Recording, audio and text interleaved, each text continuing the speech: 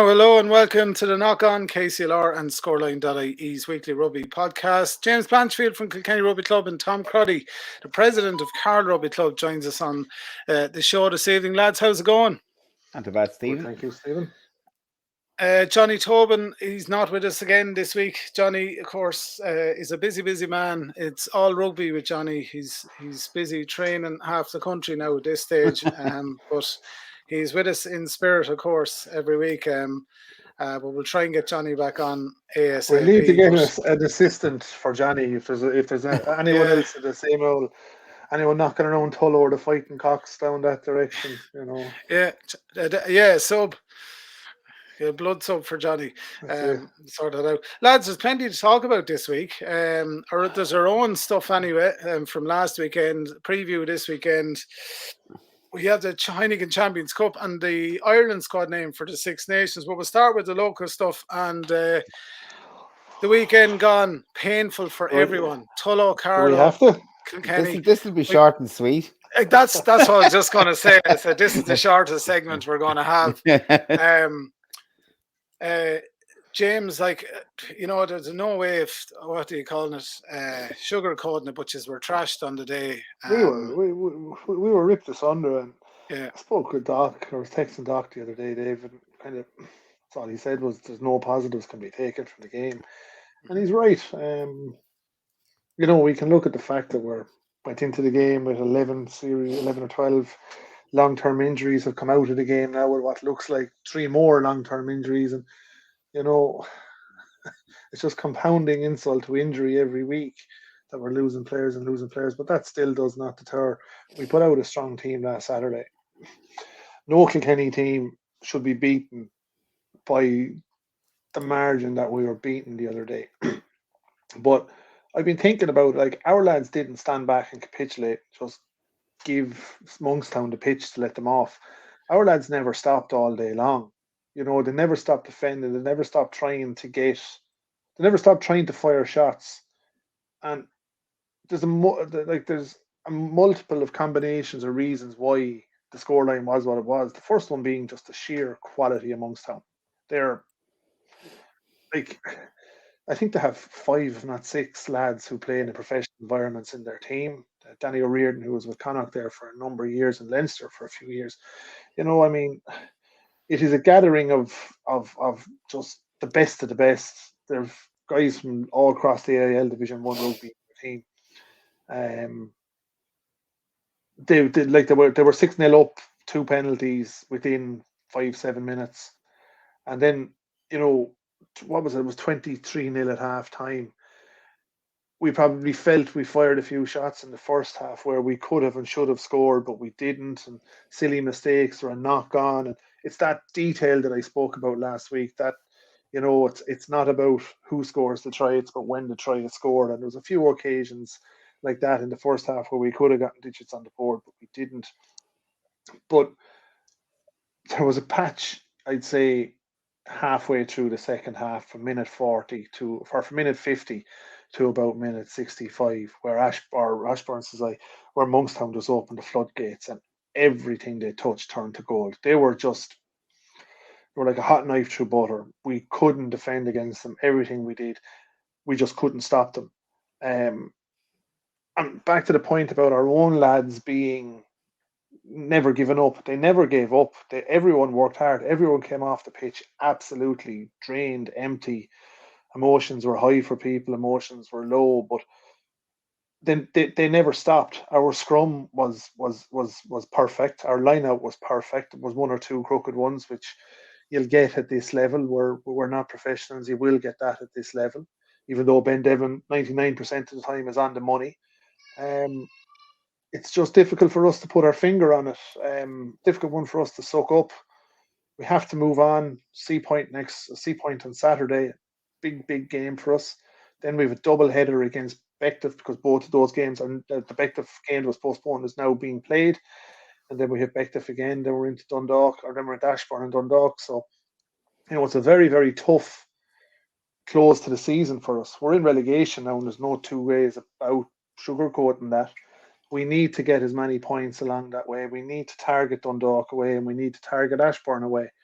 and it's going to be a tough running for us to get all of our players back. But on Monkstown last week, they're just class.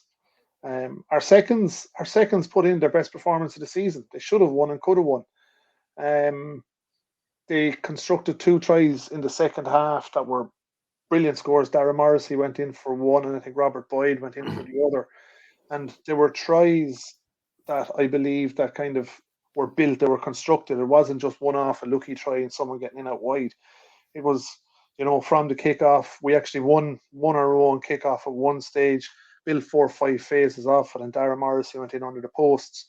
A great old warrior, Dara. He's kind of one of these guys, when you look at him, you'd swear he was in his late 30s, but he's probably only in his mid to late 20s. And the seconds pulled together a really good performance. Just got pipped at the post in the last minute or two. Monkstown got a try to take it, but loads of positive for the seconds. And as I say every week, our seconds, if they'll just train together, if they'll just make that commitment to get more than 70% of that squad training every week, at least one night a week, I'm in no doubt that to be close to the top of that league. And I'd say it's very frustrating for John Buckley, because he knows, John is the seconds coach, John knows the quality of players that he has, and if he can just gel them together and get them that extra 5% out of them, our seconds will be a very good side. But as I said, we have a tough couple of weeks coming up. We need all of the players back that we can get. On that front, Dave O'Connor, Gary Dunn and Roy Stanley are all back this week, so that's pretty much our starting back row back. Louis Venter is now back from South Africa over his quarantine period. He was back training this week. So, there's 4 players back into the mix. Aidan MacDonald was lost to what looks like a long-term. It could have been a jaw injury. It looked like to me he was walking off the pitch holding his jaw, so it looked like it could have been that. Matt Hogan went off. Young Matt starting his first game from under 18s last year, starting number 7. He went off what looked like an ankle injury. So, though we're getting the 3 lads back, there's still a couple of casualties now that they're just going to be supplementing, So fingers crossed we can get points on the board. But kudos to our guys, and I have to say it about our first, though they're on the end of a humiliating scoreline and probably an embarrassing scoreline, they didn't humiliate themselves on the pitch. They gave it everything. Puddin Dempsey, Wes Carter, Liam Caddy, Jack, Matthew Walsh, you could go through 1 to 20. They all gave everything. They just came up on the day against an absolute incredible Monkstown team. Yeah, and that you have to allow for those, James. They do happen. Hopefully not too often, but like you said, the boys tried. That's all you can do. It'd be different if they went out. It'd be different if they went out now and took the piss. And for us, our scrum, I think we won 4 or 5 scrum penalties. Our scrum was dominant. Our lineup was excellent. Just defense could have been better. We were standing off them a little bit, but the lads, the lads need to hold their head high after that loss. They did give it everything. Just Monkstown. I would safely say whoever Monkstown came up against down that half of the table on Saturday, be it ourselves, Ashbourne, Dundalk, Gorey, Setonians, they would have done the same. Absolutely. You're facing into Seapoint this weekend. Another Dublin side as well. What's the thoughts? It's going to be a tough one. Yeah. We had Seapoint beating Kilkenny the last time we were down here. If you remember, we were game over at 65-minute mark, and then we just ran out of steam, and they got a try. If I remember correctly, there was an injury. Brian Howe broke his leg or broke his ankle with us. We went across to the seconds pitch. We were running out of steam, and Seapoint got 2 tries when we went across and pretty much snatched victory from us. So we won't fear them, but we're going to need to learn the lessons out of last week. As I said to Doc, texting them the other day, you're learning far more in loss than you do in victory. So the players need to take those lessons from last week into Seapoint this week and try and get something, Yeah, absolutely. Tom, bad day at the office for you as well. Tullow as well. Johnny's not here to talk about that, but Tullow losing out as well. Tom, what happened with you? I don't know. We actually had the best chance of beating Wicklow, I'd say, in a long time. We had a good old chat with Wicklow president Brian Clark before the game over a bowl of soup and just chit-chatting away. But Brian was actually very worried, and Brian's a genuine guy and tell you, he would tell you straight up what his feelings were, and he was, and not just him.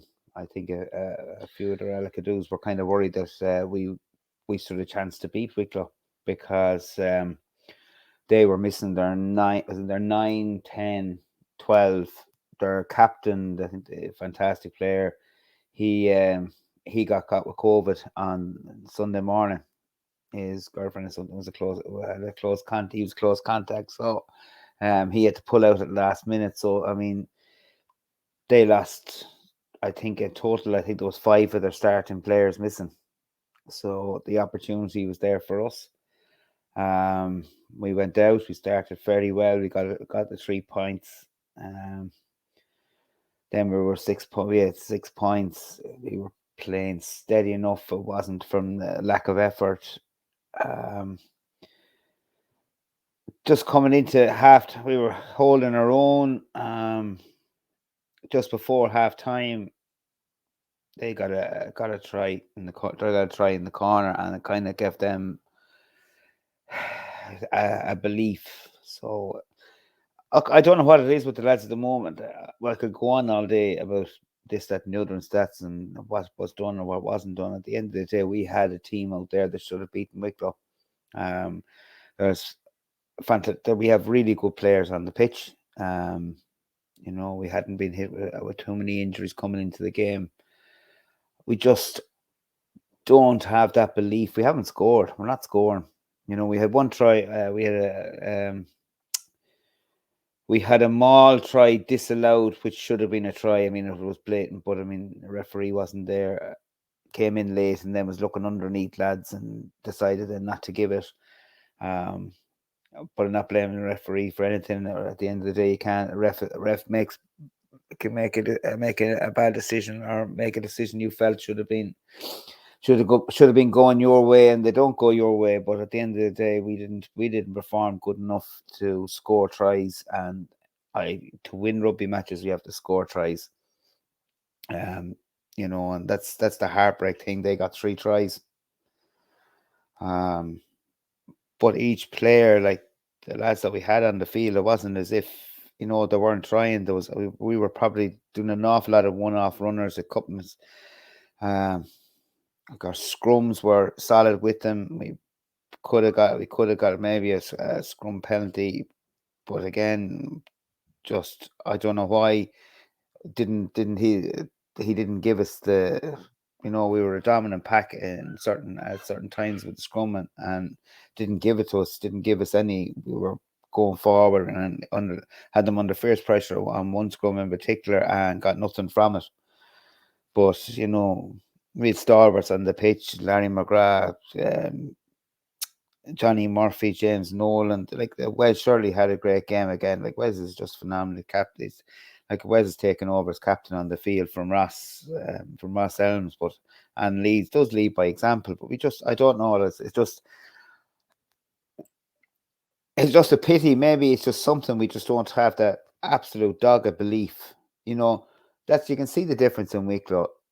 They had a belief to win, and I think if a team is used to winning, you drag it out in the end. You pull a win out of nowhere. We gave them the opportunity to come back into the game with a try, and we didn't really come back in the second half. They got 2. They had a fine winger. Probably we were just mismatched on the wing, size wise. But like, to be honest, as I said, like it's not from the players that we have. The players that we have are as good as any J1 side, but we're just not firing. And I suppose we have to have a good long look at ourselves coming into the next game. We've Longford at home this weekend, so we have to get our arse back in gear and go out and find that killer instinct to come on. As I said last week, we need to come onto the pitch fired up. I don't think we were, being honest. It didn't see it in their eyes. The lads might give out to me for saying it, but I honestly didn't see it in their eyes. They know I always speak my mind, and didn't seem like there's something missing, that killer instinct of just going out and being absolutely dogged by, really, really going for it. I don't know. We're just missing that something, that edge that's going to bring us. It will click. Sometimes it's going to click, and if it does click, I mean, God help the team that's playing them on the day that it clicks them again. But let's hope that this weekend, home game, Longford. We have a couple of injuries, but I still believe we've enough firepower there to win that game. Well, to go out and win that game. Like Longford are no easy team, no pushover, never have been, never will be. But you would take home advantage, hopefully, to be a little bit of inspiration to kind of give us that work to push on. But look, I can't really say anymore. The lads know themselves. I think people who've watched Carlow play know that this year I watched, there is talent. The talent is there. It just sometime we'll have to click on that.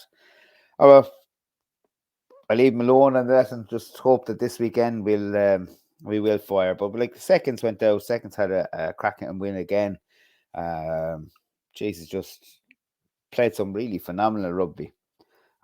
They had Wicklow beaten by half time, even though Wicklow came back, which I have to say hats off to them. They kept going to the final whistle, and I think they got try in the last minutes of the game just to to bring back the score. But the likes of Dave Keppel, Steve Tracy, Paddy Mackey, our Australian friend that just arrived into the club this year, just has added so much to our whole senior panel.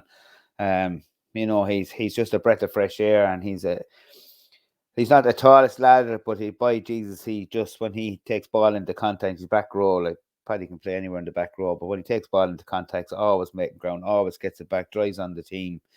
Like our backs there, Cormac Murray, scrum half, had a good game. Alan Owens, as keep going on with Alan, just when that chap's confidence hits and he gets a bit more experience at 10, I don't see there's any reason he won't start at 10 for the J1s going forward. I'd say Rory Carberry, Michael Carberry, or Delano as the referee and ex-president, his son was on the wing. Rory was back from injury, and Rory's a flyer. Don't know where he got the speed, Michael, but by Jesus, he got two fantastic tries, and our old warhorse Tom Bulger came on in the second half as well.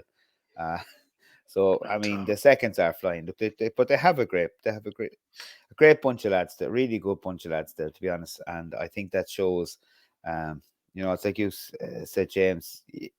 It's the seconds if you have a good seconds there, it just takes them if they come out and train and they have a bit of crack. And I think our lads, just because for something has clicked, it doesn't matter. Look, we haven't had the best season. We've had a reasonable season with the first, not the best, but there's still a long way to go in Towns Cup coming up, and hopefully we'll perform in that, and hopefully we'll put the foot down for the rest of the season in the league.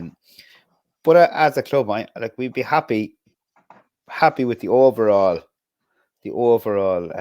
picture that's that we have at the moment. Just needed those couple of results for the first. Look, but that's sport, isn't it? Really, that absolutely. You can do all this training on the park, and you can go out on a Sunday and think you're going to win, and then you can have a bad day, or just things don't click. And then we've had days when things did click and we fought back, and so like the boys are, hats off to the whole lot of them. I think there was 40 lads training there last Friday night, which is some feat to have. I think 43 actually last Friday night. Numbers. Like that's great numbers for any club. So hats off to coaches and management and the rest of them. Absolutely. Tullow in action this weekend against Clondalkin. For those of you listening, I think that's a home game for them as well. With the women's rugby this weekend as well. Friday night, Kilkenny against Athy in Folkestown. That's a friendly. And Tullow are in league action against Port Dara Falcons as well. We'll move on to Leinster and the Heineken Champions Cup. Leinster came out to play Montpellier, and that was a steamrolling game, trashing, whatever you want to call it, if you ever seen one. Leinster obviously hadn't played in 5-6 weeks, and came out and did what they had to do, I suppose, and played a bit of nice rugby as well. Job done. On to Bath. On to Bath. Jeez, they were electric lads, weren't they? You'd Ah, have to lads. wonder how Montpellier beat them 28-0. This is crazy. Everything they touched turned to absolute gold. I brought the kids to the playground at half time. Actually, January, so come on, we'll go out here now. They were. I'll get the highlights later. Yeah. Josh van der Fleer was just out of this world. Front row. I know they lost Tyg Furlong after 6 minutes to bring in Michael Alalatoa. He looks like some operator. Text G actually when I saw him after the first or second scrum, and he was just eating up. I remember Ben Kaiser actually said it on the commentary. He couldn't believe that Alalatoa did what he did to the Georgian prop, and like he had him in his pocket all day after that, and he got in for his try, and he looks the real deal. And you know what? We were all questioning whether Leinster would be rusty going into that game or not. No need to worry about Leinster, lads. I think it's down to what Porter said. You know, they had so much time to prepare for it, and if you're just listening to Brian O'Driscoll and kind of still that Stuart Lancaster does that hard training session on the Tuesday, you know that they really do stick into it. So I presume that they had a certain amount of their own game time, but their plan, like it was gas, because if you watch little bits of it, not every one of those offloads, you know, the finer details didn't work. But if one didn't work, the next one did. The next phase of play, for all their mistakes, they just made up. But I don't like. I'll be honest. I don't like how good were Montpellier. I mean, to be honest, just going to say that. Yeah. Here, do you want to? I just don't really go for stats, but there is. I just couldn't let this one go. Meters made with Leinster, 1,075. Meters made with Montpellier, 317. Oh wow! But then on the other hand of it, turnovers which I was shocked with. Leinster 23 turnovers, and Montpellier 19. Oh, yeah. What happened there? I'd say there's something to work on for the next day. That'll be one of the main. Yeah, never mind the win. That'll be put up in front of them, going, lads. Because it was kind of like when I saw it, I was just flicking. I was just looking at the match report, and then they had a few stats, and the meters just caught me. But then they flicked a little bit further down, and the turnovers really, you know, that's worrying. But to be 48-0 and then bring on Johnny Sexton, or 48-7 and then bring on Sexton, like Johnny looks a bit rusty. He does. Isn't he? And I wasn't, you know. I don't think he even played that bad match in the Aviva the last time, did he? He was injured. No, I don't know. No, I don't think he did. Yeah, so he's even longer again. So, but Johnny on a bad day is not half bad. No. No, I mean, go on, Tom. I don't know. I just thought their who was it? Like their pack played Van der Fleer, the back row was just so steady again. Yeah. But the likes of Jemison Gibson Park has really turned into, you know, he's absolute. You know, from a couple of years ago where you were kind of humming at home, what was kind of where he was or what was he, or you know, he didn't really have an identity as such. But Jesus, he's after. I mean, he does. He controls the game. He is number one. Well, to me, I don't care anyone says he's number one scrum half in the country at the moment by far. Yeah, I'd have to agree with that. How do you reckon they're going to fare now against Bath at the weekend? Bath got their first win in a long time there a week or two ago, so they'll be buoyed by that. But then looking at that Montpellier match in Leinster and having Leinster coming over to the wreck, you're sort of going, well, Leinster still. I think Leinster have a chip on their shoulder still. They have a chip on their shoulder about the EPRC. No, and I mean that in a positive way. The EPRC have treated them very poorly in context of the first Montpellier game. Mm-hmm. And I think Leinster are going to go out now and absolutely blitz everyone in front of them. And I do. I think going over the bat, they've had their first win of the season, blah. They're still bottom of the Premiership. You know, they're going nowhere. Year, yeah. They're going to be, just like, I mean, if you think about it, they're going to be taking on Leinster after coming off the back of doing that to Montpellier last week.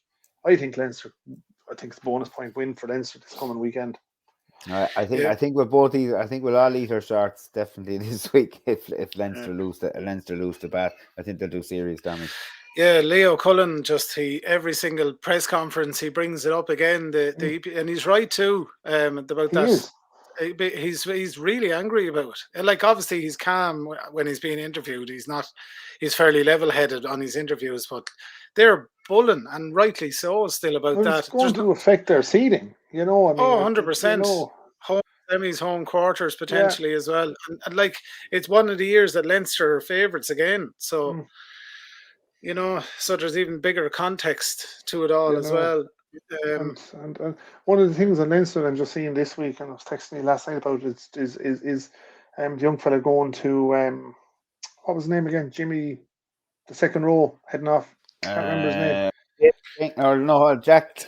It's in the WhatsApp group here. Yeah, but like, he's heading away. I can't get my head around Jack Dunn. Jack Dunn. Yeah, Jack is good. Abrasive chap. I can't get my head around why he's heading away. There's another one going. Charlie Ryan is heading as well. Really? He's from the academy, and he's looking. Jack Dunn was going down for Exeter Chiefs, and they're also looking at the other fella. But you see the other news. Jason Jenkins is leaving. Is seemingly going from Munster to join Leinster, which is a bit of a controversial. There'll be an awful lot of journalists now who will be deleting their tweets from this time last year. Oh. Because there's an awful lot of people out there saying, "Oh, here's Munster again signing another journeyman, blah blah blah," which they were probably right. But now some of those same journalists who will be a little bit biased to Leinster now have that same player going up the M7. Well, I think like, I don't know what it's like. It's just going to bolster Leinster again, because I mean, he is seemingly a fine second row and a solid second row, and he's going to a different. I mean, having one South African in your team, can balances out with the style that Leinster will play. So I'm sure he will improve. Like, to have Michael Alatoa as well. Like, Leinster really are. They really are strengthening that pack. Yeah, and on the tight side as well. Yeah, they're going to be unstoppable there. But he is probably the sort of second row that Leinster need, because James Ryan probably has a little bit to do to grow into it. Ryan Baird is an athlete, so that tight head second row, that big abrasive, no nonsense kind of player, he could be the sort of guy that Leinster need. He could be a big benefit to him. It's going to free up a place where we're going to start seeing more of Tom Ahern. Even though that's actually a silly comment so far, because Jenkins hasn't really played for Munster yet this season, but it is going to make sure next year that Tom Ahern is one of the primary second rows starting for Leinster with Byrne and RG Snyman. Fingers crossed. Yeah, absolutely. Munster's win over Castres, last gasp. Not never in again. Doubt. Never in doubt. Never in doubt. Yeah, I'm happy they won. And fair play to Coombs for getting that late try. But bigger picture again, style of play, game plan. Like if you're going to be totally honest about it, Castres weren't in full strength, far from it. They were at home, Castres were, and I don't know, it's sort of carrying on from this Connacht match and all these other matches as well. There's just, you can see that the Munster grunt is there. There's a willingness there as well, but there's no plan. Yeah, no, I totally agree. Like, the willingness is there and the grunt is there and the Munster thing is there, but there's nothing is gelling it all together. Well, you see, if you look, I just watched it. Like, Munster actually tried to play the game. They actually tried to play against a team who don't want to play. You're playing in a stadium, which the pitch is not the most wonderful either, and they love that. They love kind of that slow game and the box kicking, and they just grunt and around, they'll wear you down and score a try, score 1 or 2 tries, or get a few points on the board, and then they'll kill you off. But what I actually did like was that Munster did try and play, but because they're not used to playing that, their offloads, a lot of them were going to ground. There were, there's the. James, you're talking about fine details when we're talking about Kilkenny, but can imagine the finer details that are needed when you're playing in the Heineken Cup. Like, Leinster just looks so comfortable. If you take the two teams just straight, you can just see it. Leinster can throw a ball, somebody's there, and it's not that the player isn't. There's probably a Munster player in the same position in the exact same setup, but just they're not prepared. They're not ready for the ball. I don't know what it is. They're just not used to it. They kind of went back to the once-off runners a lot of the way when they're stuck. I mean, start of the season they did try, but I blame Stephen Larkham is a lot to do that. He's the attack coach, so if you're going back to one-off runners and going back, I think the players must have taken a lot of it into their own hands. I thought that's what it looks like. Yeah. I thought the out half really stood up. He had a few Crowley mistakes. class. Crowley had a few mistakes. But he took the ball to the line every time. For a guy that doesn't look that big, he actually seems very, very physically strong. Because he seems to make, like, he was taking the ball to the line. I think with if he stays with Munster and a good attack coach comes in, I think he's the real deal. I think he just needs confidence and that ball, because he doesn't panic. No. But he did make mistakes, but he was able to pick up the ball and try the crossfield kick. He was trying different things. There's a reason O'Gara wanted him in La Rochelle. O'Gara came after him, and he was speaking about him again during the week. I think it was off the ball he mentioned him on. I said it to you in a text message the other day that I would let Healy go if it meant keeping Crowley.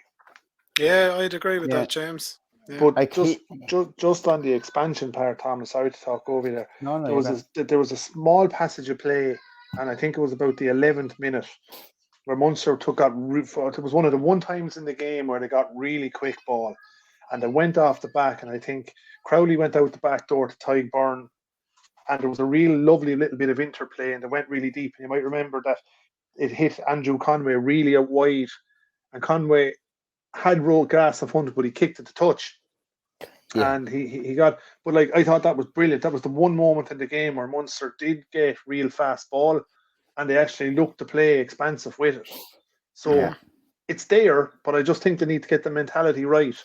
Yeah. And with a player like Jack Crowley, and with a scrum half like Craig Casey there, I think Munster probably have the makings of a really good half-back combination there that might be able to give them the game plan that we all want to, or give them the foundation to play the attack and rugby that we all want to see them play. Yeah, we need centres as well. Yeah. If they had centres, I think it's really going to be up to whoever takes over in the next season. I think they're because they have players. Yeah, but they're just not. But at the moment, just not good enough. And players are responsible for a certain amount of it. But when you're attack coach, like Stephen Larkham is obviously locked. I didn't blame him before, but the more I look at it and you hear other people talking and different people, other players talking about it, and they kind of go, well, look, Stephen Larkham is your attack coach is responsible for your attack, and they don't attack. They're not scoring tries. Totally. And the other thing the Munster need is, I'm saying it as well the whole time, they need a tight head. It's not that they're weak there. Like the boys who are there are good, and as I always say, I think Keenan Knox is going to be a very, very important player for Munster and hopefully Ireland. But I think he's not there, and Salanoa's not there, and beat on the street is that John Ryan is heading away to Saracens, I think, Tom. Yeah, that's right. What we heard. So there's going to be an opening there for a non-IQ tight head. With Jason Jenkins going up the road to Leinster, it creates a non-IQ slot for Munster. With Dialande heading away to what looks like to Japan, they're going to have two NIQ slots there that they're going to need to fill. One of them is inevitably going to be a centre to replace Dialande, but the other, to me, has to be a tight head. If they don't look to strengthen their front row, I think we're going to be having the same conversations this year again. Or next year as we are this time. Good point. We'll move on, lads, to the Irish team. Of course, Six Nations coming up a couple of weeks' time. We're all looking forward to it after the November internationals. So the squad was named the other day. I can call it out here really quickly, or we can just go straight into analysing it. Go for it. So Bundy Aki, Robert Balakoon, Joey Carberry, Jack Carty, Craig Casey, Andrew Conway, Keith Earls, Gibson Park, Mac Hansen, Robbie Henshaw, James Hume, Hugo Keenan, Jordan Larmer, Michael Lowry, Conor Murray, Gary Ringrose, and Johnny Sexton. We'll talk about the backs first of all. Strange one, Joey Carberry being included in that. So it looks like his injury isn't as bad as what was. He must be on the way back out of it. Mm-hmm. Because he must be. Because you've Johnny Sexton, who have you got there? Johnny Sexton, Joey Carberry, and Jack Carty are 3 out halves. So no looking for the Byrne brothers. Probably would have thought Ross might have snuck in there, but because he's got a run of games with Leinster and everything. But that didn't happen either. So Joey must be closer than we think. Yeah, I'd hope so. When's he going to play? Jesus. Oh yeah, I don't know. Like, he's not. Like, he's injured and he's to come back, so he won't get any provincial matches. He's not. I don't think he's playing. He's not down for the weekend. But there's nothing. Absolutely, just checked. Sorry, no, let's just have a quick. Just had a quick check at the Munster website. So he's not on. He's not down there as any news to be back. To be back for the weekend. Yeah. So he's going to go in. Yeah. Next week, then. Next week is back. Are we back? Do they get one? Is there another URC? I'm not sure. Not 100% sure because they'll have to go into camp. And of course, with the new rules, there'll be no Champions Cup or URC while the Six Nations competition is on. So Joey Carberry's coming back into a training camp with a dodgy body in general. Or the elbow wrist, whatever it is, yeah.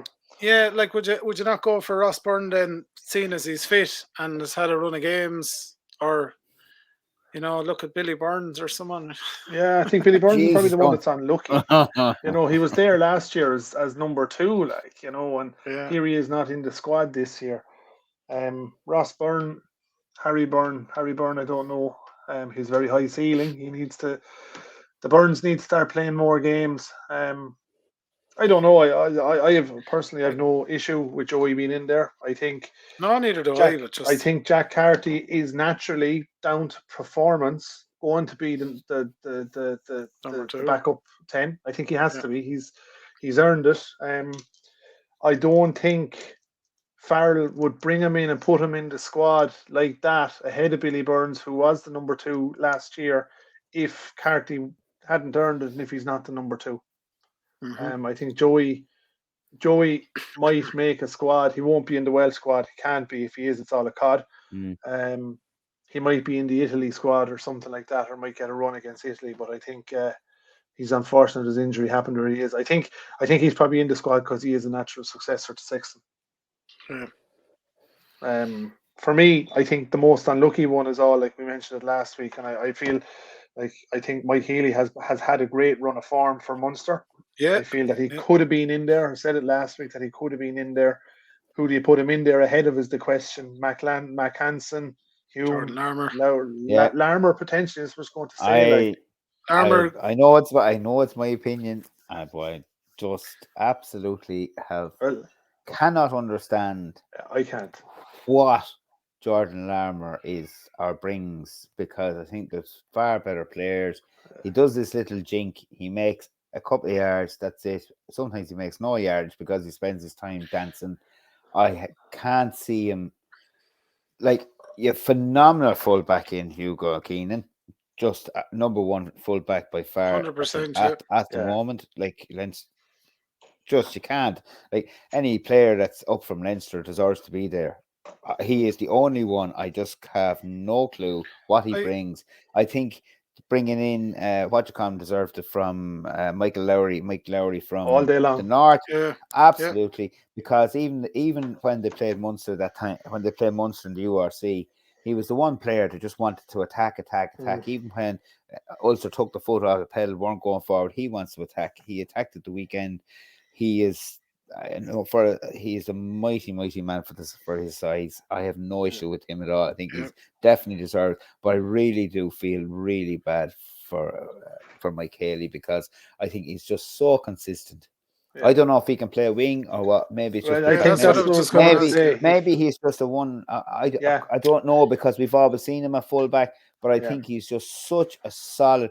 but you haven't seen Hugo Keenan playing. He's been been at fullback, and I think that's one of the reasons he blossoms, because he's one left position. in the position. That's his position. It's like having your out half, That's moving out halves to centres and all this. I mean, Yeah. doesn't work, or moving centres to out half.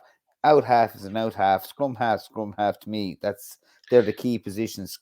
You have a spine of a team, goes from your fullback, out half, scrum half, number 8, and your hooker. There's your spine of a team. All those people shouldn't be messing around with those. Is that the reason Jordan is in for wing fullback cover, even though we haven't seen him in fullback for a long time? I agree with Tom. He gets the ball and he puts the head down and he does this jink and a dance, and it worked for a while. Yeah. But yeah, no, absolutely. Like James Lowe as a winger, 100 times better than Jordan. James, of course, is out. He's injured. To say he's got a muscular injury. So that's right. And the other thing is, there now we could be without Bundy for Wales, because isn't he after getting cited for having a cut off the referee last weekend? I think he just got a slap on the hand for it. He got a warning from the citing commissioner. Basically, don't be bold and don't do that again. Was the outcome. There was no ban with it or anything. It was just good. What do you call it? Yeah, a notification. But I think he was very quick at that time to come back and apologize. He knew himself. Look, that was a really highly emotional matchup there. I mean, absolutely. Connacht had a phenomenal game, and I just think they play attacking rugby, and that's the way they play. I think they probably needed to learn how to close out a game, because they still were kicking the ball down the centre of the field, and Leicester were coming like to the side, like Leicester, who are probably going to be one of the favourites for the Heineken Cup, because they tend to. I see them as they're hungry. They know how to win. They're going to drag wins out, and I think Heineken Cup is on their radar, as well as the Premiership. You know, I got to hand it to Steve Borthwick for the way he's turned them around. You know, there must have been serious issues in that club, because Jordan Murphy came out last week and said he has grievances the way he was treated by them, the way he was gotten rid of. But, you know, a friend of mine over there has told me all along that there's a lot of backroom issues in Leicester. But by God, I tell you, Leicester are... I know Munster supporters from the mid-noughties will hate them, but they're always a favourite team of mine. But by God, I think just goes to show how good they are, that they went to the sports ground and were that far behind. They came back to do that. Yeah, because they're a class side. Always have been. They're a class club, and I think Steve Borthwick has brought his own toughness and hardness to them, and that doggedness. You know, he had that doggedness as a player himself, and I think he was hard, and I think he brings that whole attitude back to. It's great to have Leicester doing that, because I mean, Leicester are part of the legends of European rugby, you know, with the Munsters, the Leinsters, you know, they are part. Without them, Northampton probably have to pull their socks up a bit to come back a bit, but like they are legends of that, and I think Leicester one of the few clubs probably that still really respect the Champions Cup or the Heineken Cup. Say what it is. It's the Heineken Cup to anyone who of an age, and I think it's the Heineken Cup, and I think they still have that respect, and they still want to win it.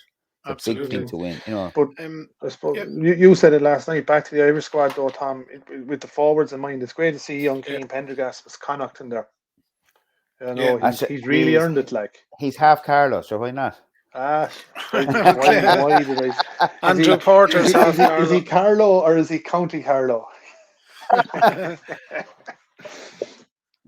Lads. It's great to see him. His mum, Ciara Weir's, her family are all from Carlow. There's no apart from that. There's no real surprise in forward. Bar Kieran Treadwell, I'm surprised to see him in. Yeah, I don't really get it, but I'd say he's in simply because Delan is heading away now, and they're trying to blood someone else for that second row position. No complaints other than that. Yeah, no. I'm actually surprised to see Treadwell in there. He was there a few years ago and he disappeared. I don't think he's good enough to be there. I remember seeing last year Connacht second row, the chap from Dublin, Gavin Thornbury, wasn't it? Oh, he was brilliant for Connacht last year. don't know what his stat is, but how he's going so far this year. But I'm sure there's somebody there who could be brought in ahead of Treadwell. Andy Farrell might see something in him that we don't, but I think our front row is class, lads. Like, I mean, it's Ronan Kelleher to me is now our X Factor hooker that we've been waiting for since Keith Wood or Jerry Flannery. He's Andrew Porter. It's that front row I salivate over when the match. Leinster front row that started Saturday will be our starting front row for Ireland, and God Almighty, our Sunday. It's class. Second row probably a little bit light there, but our back row is epic as well. It'd be nice to see Coombs now get a good old lash at the Six Nations. Will be. I was happy to see his name in the squad yesterday. Yeah. He's probably not been as emphatic with Munster this season for scoring tries as he was last year. He's probably been targeted a little bit more, which is probably a good thing, that he's going to have to kind of develop his game a little bit into more of a footballer as well. It's like Sean O'Brien went through the same as well when he got discovered and people knew what he was like. You get, like you said, you get targeted, you get watched, and you have to be better. Again, that's it. For a fella like Coombs, I'd take out the archives and I'd look at Anthony Foley, how he had the dark arts playing number 8 down to a T. Mm-hmm. Yeah, I think. I think when he goes back into the Irish setup and has coaching back up there again, I think his game will come on. I think he's just like, I think they depend a lot on him down there, and he's just like I'd say he's under a lot of pressure as a kid this year. Because I said, like, there's a lot on his shoulders as a young fella, I think we could have a good Six Nations. Question: where are they going to fit Byrne into all this? Because he has to fit in. He has to start somewhere. Is he going to start second row? Is he going to start back row? Because by Christ, he's been unbelievable for Munster. Yeah, and he's been unbelievable for Ireland as well in the autumn. Like, it's probably will be second row given the quality to stay in the back row, but he has to fit in somewhere. Mm-hmm. Isn't it great to have so many problems? Yeah, that's it. Especially at back the pack. We've always, it's just to keep things ticking along. Like, Ireland have always had reasonably good packs, but just this just lately, there's just a conveyor belt of young back row players, and maybe second row is probably a slightly. We have athletic second rows. Yeah.